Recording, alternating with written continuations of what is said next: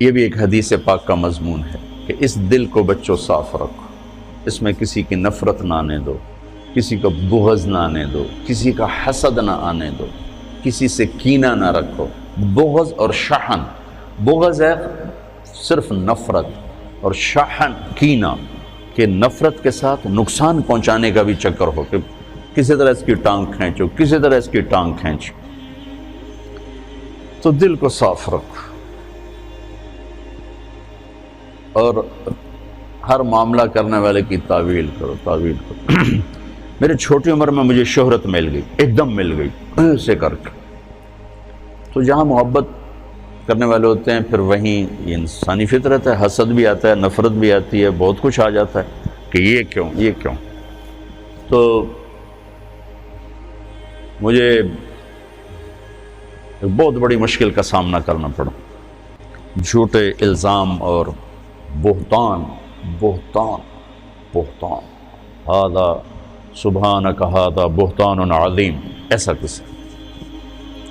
تو میری پیشی ہو گئی مولانا جمشید صاحب کے پاس، تو فرمانے لگے تو کیا سوچتا ہے کہ انہوں نے یہ کیوں کیا ہے؟ تو میں نے کہا جی حسد ہے اور کیا ہے۔ اللہ ان کی قبر روشن فرمائے۔ واللہ اس کے سوا کچھ نہیں تھا، لیکن اور میرے استاد کو بھی پتہ ہے کہ اس کے سوا کچھ نہیں۔ کہا نہیں بیٹے یہ مت کہو کہ حسد، یہ کہو کہ تیری اصلاح کے لیے انہوں نے یہ کیا۔ میں نے کہا اچھا استاد جی آپ فرماتے ہیں تو میں تسلیم کرتا ہوں، میری اصلاح کے لیے کیا ہے۔ یہ انہوں نے مجھے پہلی ضرب لگائی تھی منفی خیالات کو توڑنے کی اور مثبت سوچ سوچنے۔ تو اس دل کو سب کی نفرت سے صاف کرو، سب کے بغض سے، سب کے حسد۔ پہلے حدیث بھی سن لو، یا بنی انس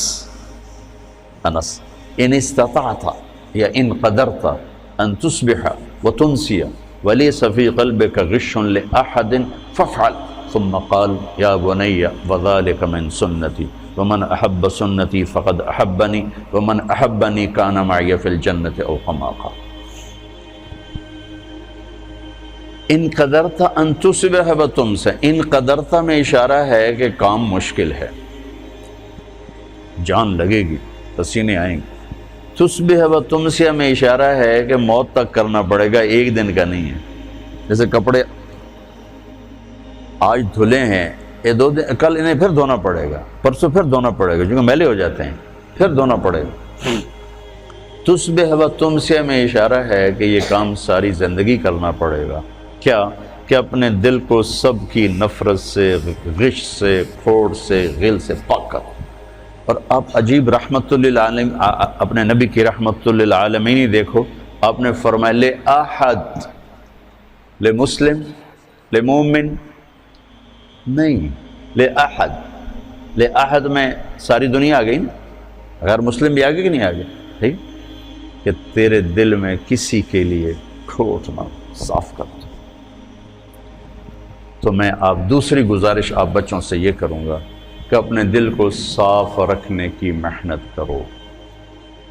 ہم پوری دنیا کے لیے اللہ کا پیغام لے کر چلنے والے ہیں، اور جو اللہ کا پیغام لے کر چلتا ہے اس کا سینے میں انسانیت کی ہمدردی ہوتی، محبت ہوتی، ان کے گناہ سے نفرت ہوتی ہے، ان کی ذات سے محبت۔ جبھی تو نبی روتا ہے، ورنہ کیوں روئے؟ کیوں روتے ہیں؟ روتے روتے کیوں؟ فلا تذهب نفسك علیہم حسرات کا کیا مطلب؟ تو دوسری بات یہ کہتا ہوں بچوں کہ اپنے سینے کو نفرت سے صاف کرو، مسلم بن کے رہو۔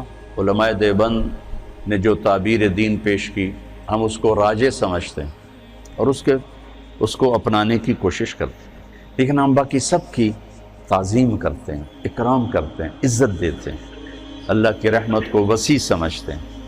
اور اگر ہمارے نزدیک کوئی بالکل غلط ہے تو ہم اس کے لیے سینہ کشادہ کر کے اس سے محبت کرتے ہیں، اس کو پیار دیتے ہیں تاکہ اللہ کرے وہ صحیح راستے پر آ جائے۔ ایک جنازے میں ہم شریک تھے، بہت بڑے مالدار آدمی، کروڑوں اربوں پتی، ان کی بہن کا انتقال۔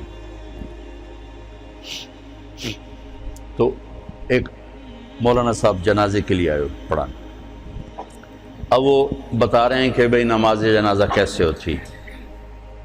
اور سارے کروڑوں پتی لوگ کھڑے ہوئے ہیں چونکہ اتنا بڑا آدمی تھا۔ نماز جنازہ میں 4 تکبیریں ہوتی ہیں۔ پہلی تکبیر کے بعد ثنا پڑھی جاتی ہے، دوسری تکبیر کے بعد درود شریف پڑھا جاتا ہے، تیسری تکبیر کے بعد دعا پڑھی جاتی ہے۔ اور جن کم بختوں کو دعا نہیں آتی وہ توبہ کریں۔ دوبارہ سنو، چوتھی تکبیر کے بعد سلام پھیرتے ہیں، پہلی تکبیر کے بعد ثنا ہے، دوسری کے بعد درود ہے، تیسری کے بعد دعا ہے، اور جن بدبختوں کو دعا نہیں آتی وہ توبہ کرتے ہیں، اور چوتھی کے بعد سلام۔ آگے سارے وہ کھڑے تھے جن کو دعا نہیں آتی،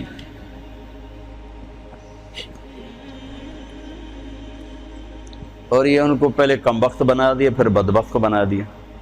تو اب ان آدمیوں کا دروازہ کھلے گا کسی مولوی کے لیے؟